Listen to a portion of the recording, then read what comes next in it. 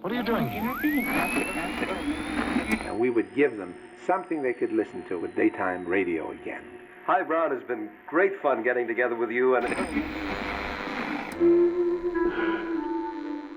We all knew that we were living inside of a legacy, a long tradition of creation and craft, and we had already dedicated our lives to it. When Himan Brown died in 2010, he left behind an extraordinary legacy. Thousands of programs from the golden age of radio and from CBS Radio Mystery Theater. But in the final decades of his life, he struggled to find a place for the form that mattered most to him, radio drama.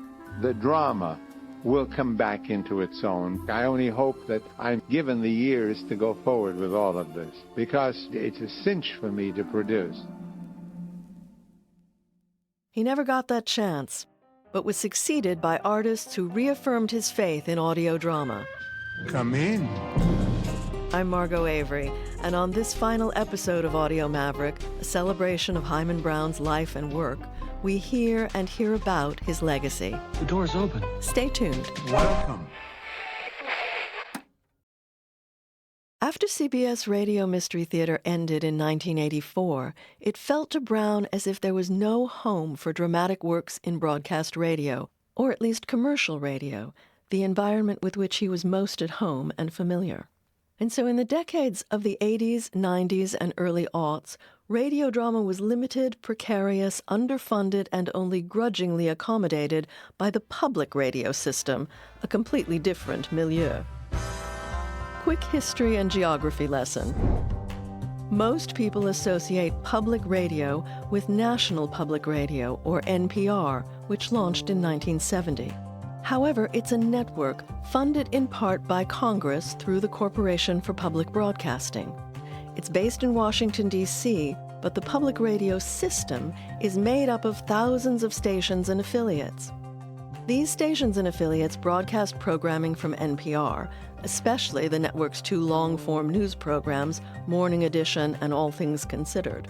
Stations also source material from other producing organizations and from their own local shows. So although most listeners think of public radio as a monolith represented by NPR, those local stations have their own concerns and prejudices and fears specific to their communities. Getting buy-in to new material is tricky and sometimes contentious. In its cultural mode, National Public Radio will preserve and transmit the cultural past, will encourage and broadcast the work of contemporary artists, and provide listeners with an oral, aesthetic experience which enriches and gives meaning to the human spirit. Wow. NPR's foundation document, The Statement of Purposes, authored by Bill Siemering in 1970, stated that it did and would embrace art and artists. But NPR failed to fully live up to this commitment, a commitment that, if realized, might have kept radio drama afloat. There were several factors at play. In 1988, as NPR was emerging from bankruptcy, it hired an audience development consultant named David Giovannoni. During a forum for program directors at a public radio conference around this time, one program director asked Giovannoni what was the best time of day to program radio drama, to which he famously replied, 1938. And that was the attitude that stuck. Giovannoni made his awful pronouncement in part due to a lack of imagination. He was certainly right in assuming that a 1980s public radio audience was unlikely to be engrossed by 1930s-style drama, with the exception of the canny meta-trope that was Prairie Home Companion. Where he failed was in imagining that the form itself could not evolve beyond that point, a woeful omission that seemed to not engage at all with the history of performance arts. Dance, music, theater, film, all had changed with the times in the hands of talented artists.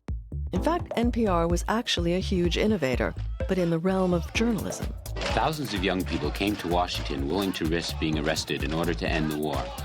That's part of NPR's first broadcast covering the Vietnam War protests in Washington and Chicago. For many demonstrators, the mobile street tactics of civil disobedience are an expected spring event.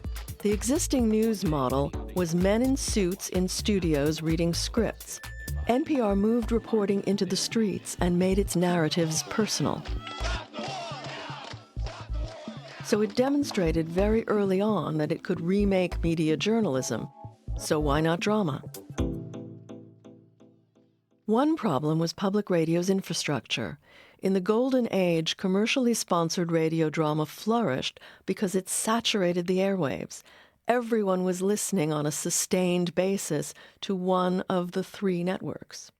But NPR was created as an alternative to commercial broadcasting. Initially, its funding came solely from Congress, by way of the Corporation for Public Broadcasting. Eventually, foundation funding was added to the mix, and in the 1980s, when businesses were flush, corporations were looking to offload profits and were allowed by the Federal Communications Commission to add sponsorship messages to programs they supported. This message comes from Warby Parker. If you wear glasses, you know how hard it is to find the perfect. NPR's obligations to its many funders, from public to private sector, made it risk-averse. So the early NPR did not live up to its founding promise of inviting arts onto the airwaves. Contemporary culture has often been the subject of its features, but it was much more reluctant to let artists have their way with the form itself, with the inevitable uncertainty that comes with artistic exploration. My name is Aunt Lydia. I run this establishment, which, for those of you who don't know, is called the Rachel and Leah Re-Education Center. It is one of several colleges for the training of handmaids and is funded by central government. That's a scene from an adaptation of Margaret Atwood's The Handmaid's Tale, produced by John Dryden. In England, radio drama has been an established part of programming since the British Broadcasting Corporation was founded in 1922. The BBC regularly commissions and casts theater professionals, both playwrights and actors. There was no such model in the U.S., so artists had to find their way, and they did. But generally, these pioneers did not come from the new public radio world, but from experimental music, performance art, avant-garde theater, and from the technical side, sound engineers who began to push the limits. Although NPR itself was cautious, projects at individual member stations created opportunities for some remarkable pioneers in contemporary radio drama. And as the system expanded, independent producers also became a force to be reckoned with. They were bright comets of intention, hoping to draw playwrights and actors into what, for most, was a new world.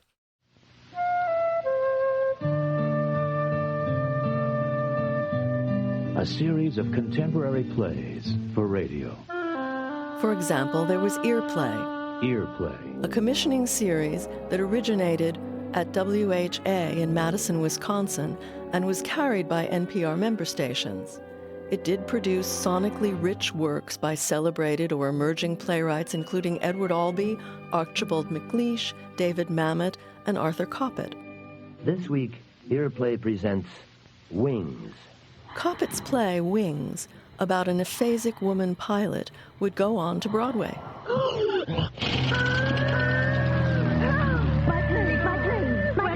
What has happened to my plane? I have crashed. Lights appear below, faint like torches.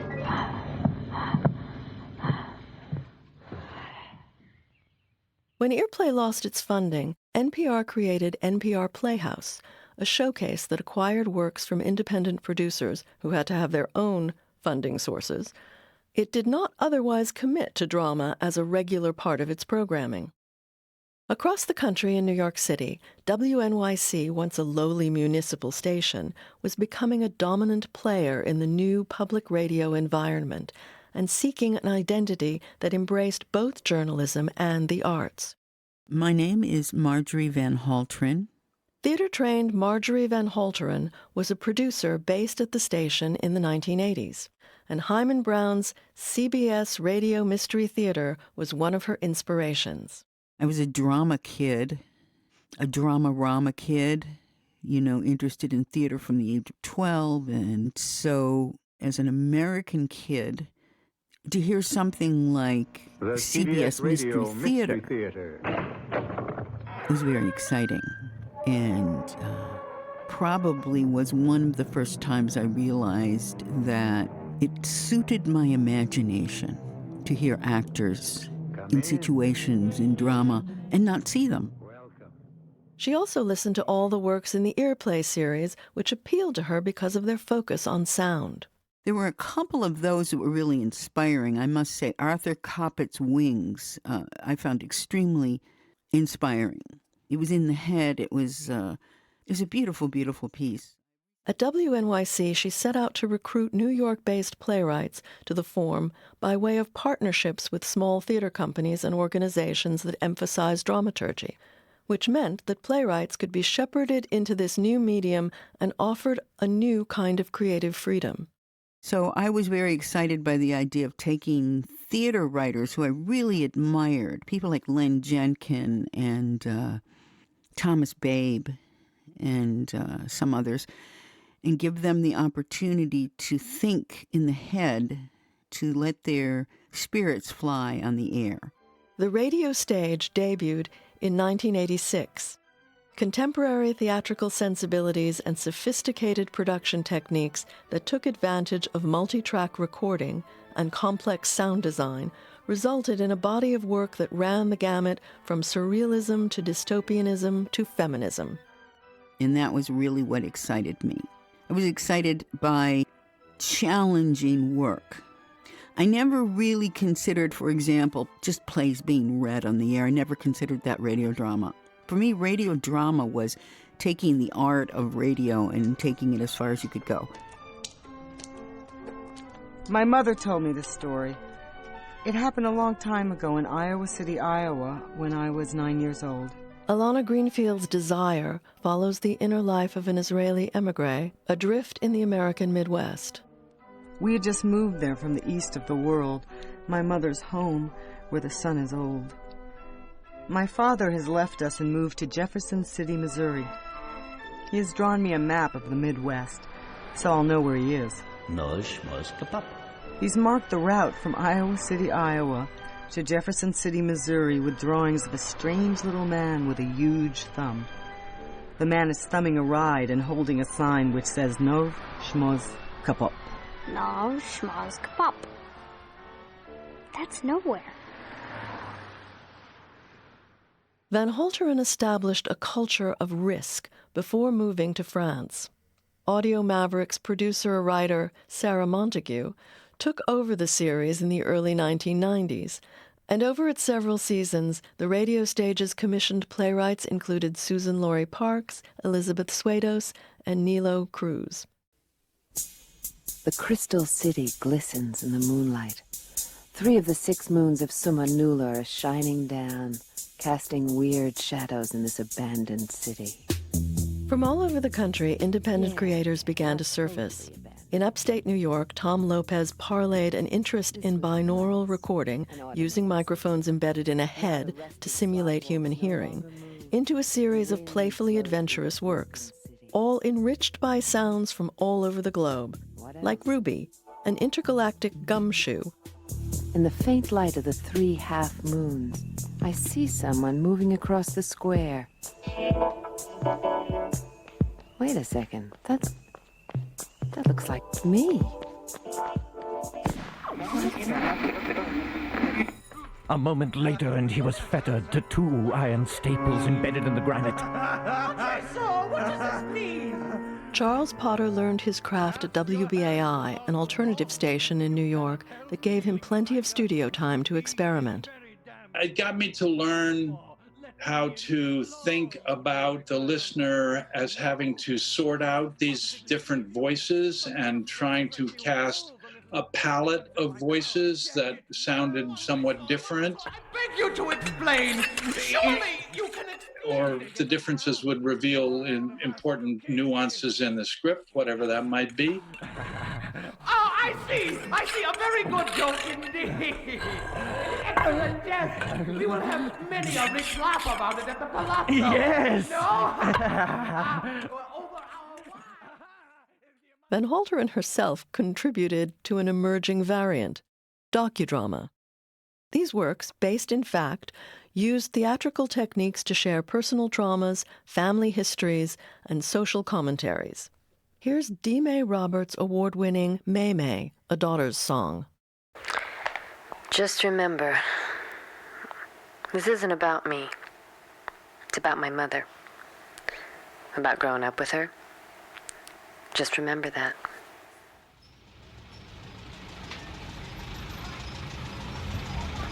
Wait a sec, Mother. 今日咧頭愛課、硬課、畢業課、畢業課，即係差咗就係啊，做事嘢。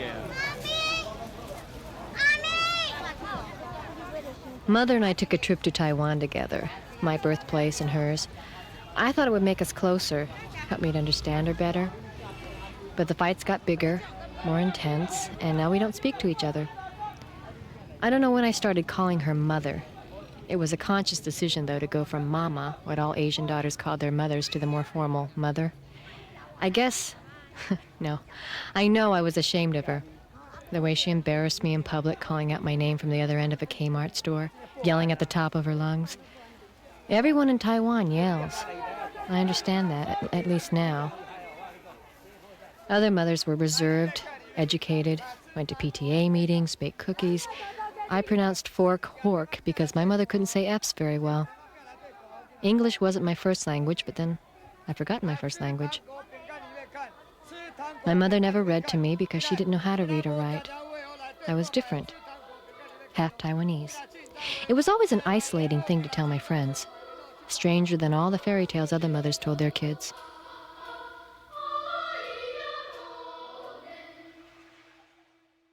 And Otherworld Media, which gave us the lively documentary Empire of the Air featured earlier in the series, also produced a remake of War of the Worlds for the iconic broadcast's 50th anniversary in 1988. It was recorded at George Lucas's Skywalker Ranch in California. I'm Gene Morgan. 2 reports of explosions on Mars from astronomers in Princeton and in Chicago. Dr. George Farrell of the Mount Jennings Observatory says, They seem to come at regular intervals. There were several of them. Seemed to be explosions of incandescent gas. We have Dr. Richard Pearson of Princeton Observatory with us. Dr. Pearson, you've seen these explosions? Yes.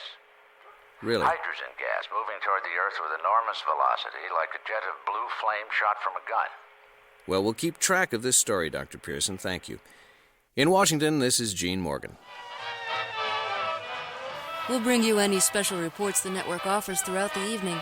And of course, tune in tomorrow morning at 6 for further coverage of those mysterious explosions. You can hear really venturesome work in many of these early shows.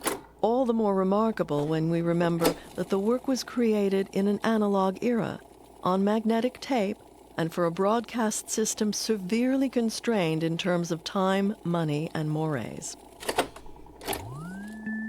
But one series was specifically experimental, New American Radio, which launched in 1987. Welcome to New American Radio, a series exploring new territories for the art of radio.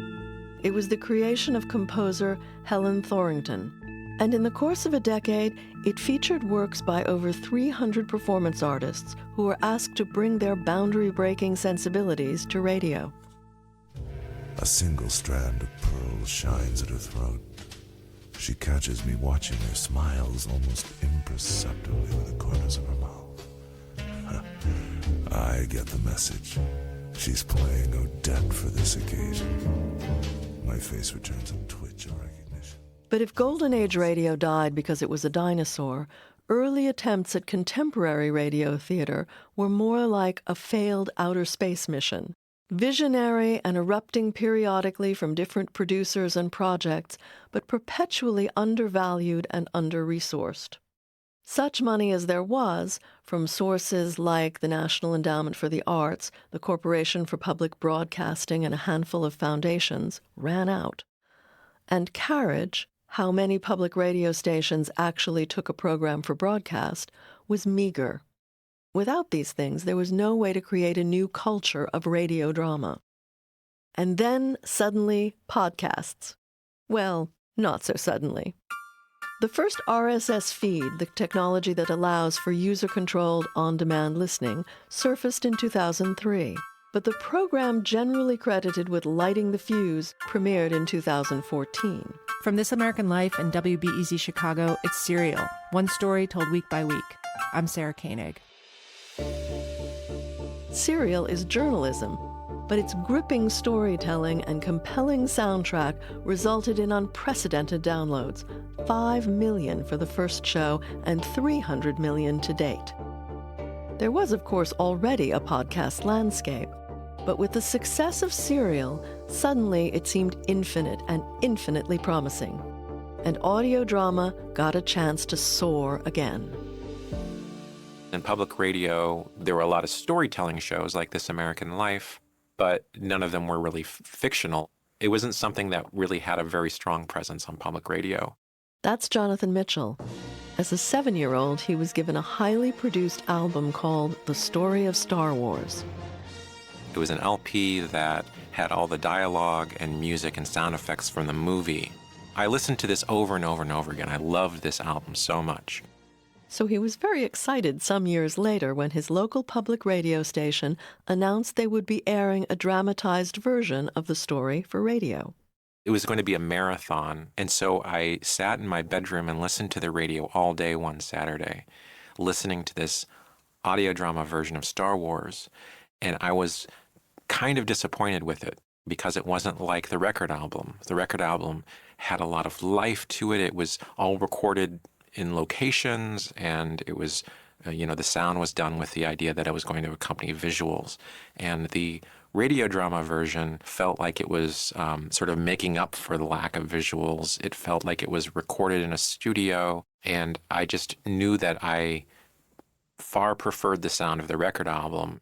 And so when it came time to make audio dramas, I felt like I wanted it to sound a lot more and feel a lot more like that record album. With this quest in mind, in 2012, Mitchell founded an audio drama podcast called The Truth, which he sustained for over a decade. He was interested in an approach to drama that involved improvisation and location-based recording, so the listener would not, as he had, hear the studio in the final product. And, like Himan Brown in his CBS Radio Mystery Theater days, he recruited a group of writers and actors who could respond to the challenge. No one had experience working in audio drama. And so everyone was new to the medium, particularly with the writers. It was a process of helping each other discover what was possible with this medium. One early influence was Steven Soderbergh's Sex, Lies, and Videotape. Why don't you let me tape you? Doing what? John and Ann don't have sex anymore. Did you make one of these damn videotapes? Yes, I did. Okay, I'm recording. So a lot of our pieces use some kind of media element. Also taking a very musical approach to storytelling, because I believe audio drama sits in this really interesting place in between music and film. It's just audio. Hey, come back! Stop! Which means you can play with your listeners' perceptions of what's real.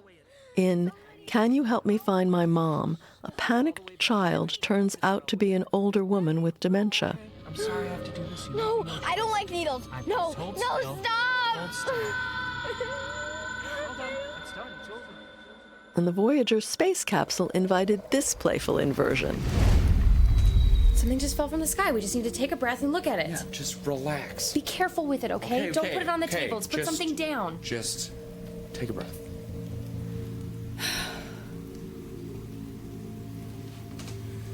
Look at it. It's beautiful. It's gotta be made of some kind of gleanite. It's just so shiny. What are all these drawings on it? Or etchings? Is it a language, or is it just drawings? Maybe it's from some other country? I think this is from a different planet. Oh, come on. The sounds they heard in the story came from the actual recordings from the gold record that was attached to Voyager 1 and 2 when they were launched in 1977. Did you guess? Jonathan Mitchell wanted to find a fresh way of creating engaging audio as an intersection of ingenious sound design and theater. Another successful series, Welcome to Night Vale, has its origins in avant-garde theater and offers an outre twist on Golden Age radio. Welcome to Night Vale. Welcome to Night Vale is an eerie podcast transmitted as a radio broadcast from a deceptively simple small town in the middle of an existential nowhere.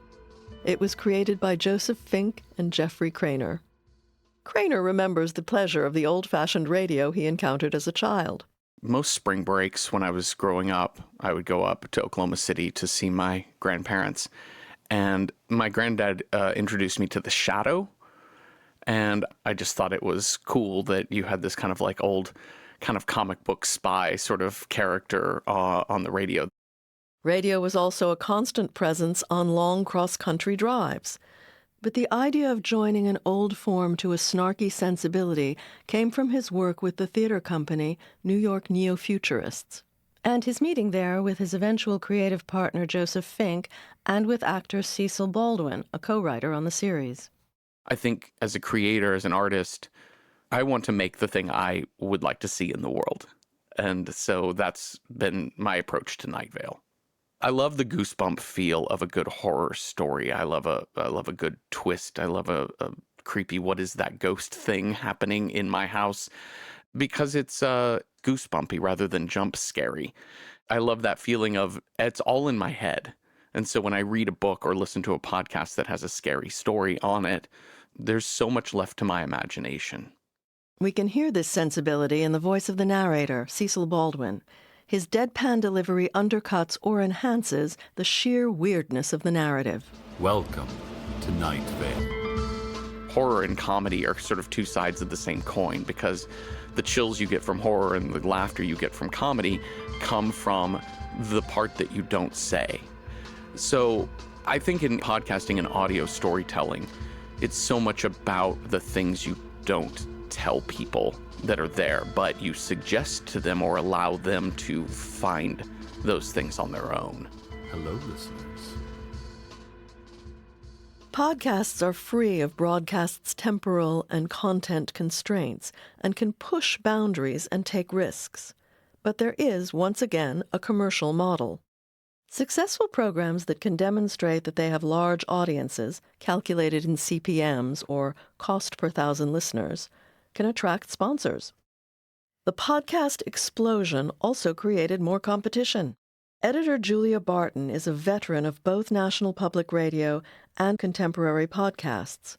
She also spent a year as a Nieman Foundation Fellow researching the origins, artists, and tropes of Golden Age radio. She talked about the learning curve of innovation. I think there's just a lot of trial and error, but it's also having a confidence that the listener will catch up with you. Because the one thing you have that you don't have with broadcast is the listener has to oftentimes, almost all the time, do something to subscribe or to press play. They have to find you. And because podcasting is on demand, there has to be what Barton calls a parasocial moment, when the listener is acknowledged and brought into the frame. And indeed, one of Night Vale's best episodes is called A Story About You. They break down audio's fourth wall and turn the listener-actor experience inside out.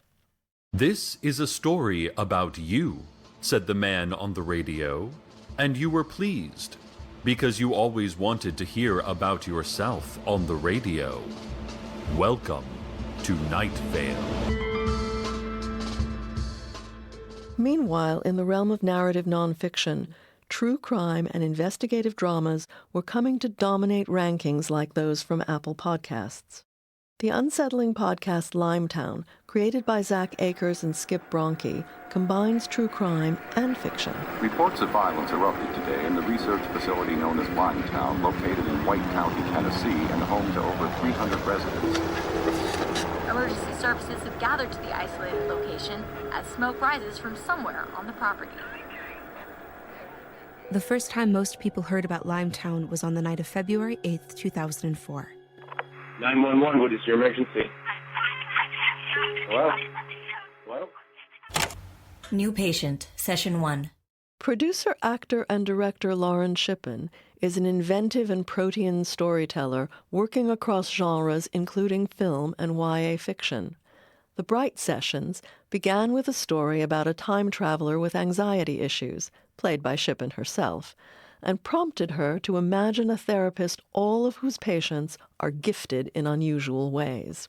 Female, mid-20s, no history of psychological counseling. She was skittish when making her appointment. Condition unknown. Come in.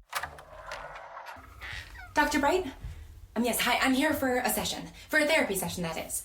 2 o'clock. I have a 2 o'clock appointment. It's my first time. Sometimes when I'm introducing myself, I say that I'm a radio playwright. Audio artist Kaitlin Prest's website features a provocative photograph, smudgy and alluring in the manner of the 1920s. Under it is the caption, "Once upon a time I dressed like a dragon, and this is what I thought that looked like." From PRX's Radiotopia, welcome to the heart. Should we kiss one more time? Yeah. Canadian-born Prest is best known for The Heart, a podcast that explores relationships and pushes the boundaries of sound and intimacy. Things you say in a whisper to someone close. Hey, are you awake? Things you never knew you liked. Even though it felt awkward, it felt so good. All the things that you feel but don't know how to name. Don't know how to put into words. Just like, this is a show about those things. We were just up till 5 or 6. But I can't tell you how I really knew. Why? Because it's too... Okay. I'm your host, Kaitlin Prest. And on this show, me and Mitra Kaboli and our friends invite you into an alternate universe that feels like someone's diary and sounds like a dream. A defining feature of my career is trying to convince journalists that love, of course, out of everything in this world, love may be the most worthy topic, which is part of the reason why there's so much very raw and real sounding depictions of sexuality in the work that I do, because I believe that we desperately need to hear what it really sounds like, not what Hollywood thinks it should sound like, and not what, obviously, what porn thinks it should sound like, but what it really sounds like, what lovers really sound like. Much of Prest's work is documentary, but her portfolio also includes audio fiction like The Shadows and Movies in Your Head. Prest first fell in love with radio as a listener. I started my adulthood completely enamored with the medium of radio. I spent Saturday nights sitting beside my stereo, listening to someone who I believed was in a studio somewhere in Montreal, speaking quiet words into the night. Even with the advent of podcasting, which became the platform of choice, Prest's work is imbued with the transgressive immediacy of broadcast. She liked the idea that someone was listening right then and that what she said would be heard. Baby, come closer. Audio smut, where we whisper all the dirty little fantasies and secrets in your ears. Baby, come closer. And what Prest was saying was uncommon for the times. Audio smut, which debuted in 2008, included feminist and sexual content and championed a queer sensibility. One station dropped it because the host was uncomfortable saying the word smut. We did have a lot of explicit sexual content on the show, as they like to call it. We like to call it the only time in our lives when we had control over our sexual expression. A few years into her making audio smut, Prest moved to New York City. Another thing that I have in common with your show's hero is that I was a young, ambitious, and driven lover of radio at a moment when people were falling in love with the medium. In, I think, the third episode, where you hear Himan Brown talking about his yearning to be on the air, I wrote it down. I think I must have said something almost exactly word for word the same. Why can't I be part of that? Why can't my friends find me on the radio? I swear to God, I was walking the streets of Manhattan saying the exact same thing. As platforms evolved and dissolved, Prest found herself working across them. After the CBC folded its radio drama department, she received one of the first commissions from its new podcast unit. It was an ambitious 6-part serial drama, The Shadows, which follows the uneven trajectory of a love affair. This is The Shadows. Sometimes I wonder. The story of what love is a story that I became enamored with. Stories about love. Is a story. Episode 1. I saw the ideal. Romantic. Do I know how something will sound before I start writing?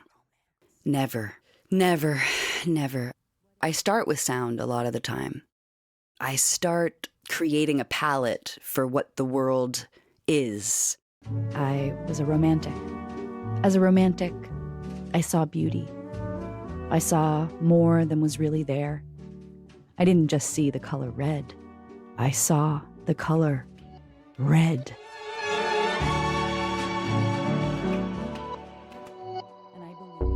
And that may be the common thread among these disparate artists, the need to create new worlds. Prest says she just wanted the same freedom a filmmaker would have.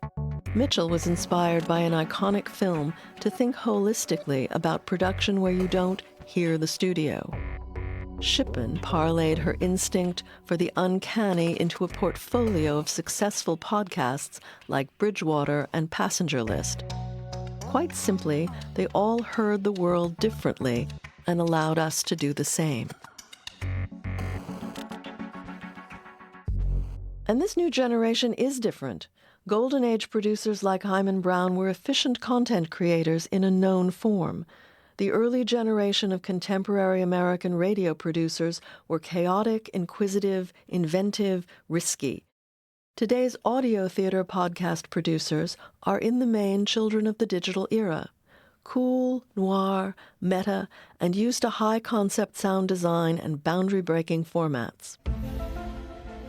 If the truth is out there, as TV's ironic and iconic X-Files used to claim, these creators deliver it with both sophistication and skepticism, and often they are imagining, if not the future, a future. So what is the future? Briefly, podcasting offered a world of possibility. It was an exciting time. Here's Kaitlin Prest again. When I listened to some of the things and the way that they sound, in the first golden age, I found myself jealous because I thought, oh my goodness, like the strange and wonderful things they were allowed to do. But the truth is that at the beginning of the podcast boom, we all got to do strange and wonderful things too. But then a decade into the brave new world, podcasting became increasingly professionalized and the domain of profit-driven networks. If you're a big company and you see people making money doing something that doesn't involve you getting a cut of that money, then you're going to want to try to figure out how to get a cut of that money, you know? And so that's what they do to people, to independent creators. Big companies come along and they make it impossible for you to make anything without giving them a piece of it. And as financial realities slammed into dreams, it also became a landscape of shuttered shows and layoffs. Mitchell stopped producing The Truth. Audio drama is challenging. It's the most expensive, and it's also got the smallest audience. So those are two factors that are conspiring against it. Prest went from being an audio maverick herself to seeking the right shape for a vision she can share with a creative community, as well as a community of listeners. She wrote to tell us that Mermaid Palace is coming out with a new series at the end of 2025, the long-awaited story of its own invention. Julia Barton believes that podcasting still invites imaginative risk. Television is extremely expensive to produce. You don't have weirdos doing weird stuff, except like in the middle of the night on television in the broadcast world, right? But radio at first had this sort of like, oh, we don't know if anyone's listening. And that's when radio was the most fun. And that's what I feel like podcasting is right now. it's still like relatively inexpensive, and people are experimenting with it and just being like, I don't know if anyone's listening, so let's just play with it. And while playing, keeping those early mavericks like Brown and Wells and Corwin in mind. You can start to appreciate all the experimentation and the fun they were having. And then if you work in audio, you can start to put some of that back into your work because you realize, oh, I could do that. In the Golden Age, programs reshaped themselves over and over. They reflected the country's social evolution, its aspirations, its music. During moments of crisis, the Depression, World War II, it found a voice that any listener could recognize. Good evening, friend. The George Burns and Gracie Allen Show. In our own turbulent times, there is perhaps an opportunity for dramatic works to respond both soberly and weirdly. We generally recognize a line of demarcation between the past and the present, but in fact, what we have heard and reflected through this series is a cycle that has moved forward, carrying with it, if not all of the product, many of its intuitions. That sound offers, in an oft-repeated trope, theater of the mind, that it allows both creators and listeners to move beyond the literal into a realm in which plot and poetry can coincide, in which it's always true because it's always true to us. And because those intuitions are based in something creative in the creators and something resonant in the listeners, it's regenerative. Radio drama takes your imagination, embraces the listener like nothing else in the history of theater. That, of course, is the unmistakable voice of Himan Brown. In Audio Maverick, we've been reflecting the life and work of a man who existed in two particular periods of time. But in fact, Himan Brown is also part of this larger regenerative narrative of podcasting and whatever comes next. So, stay tuned to your radios, phones, watches, cars, implants. You don't know what's coming next, but you will want to know. I'm Margot Avery.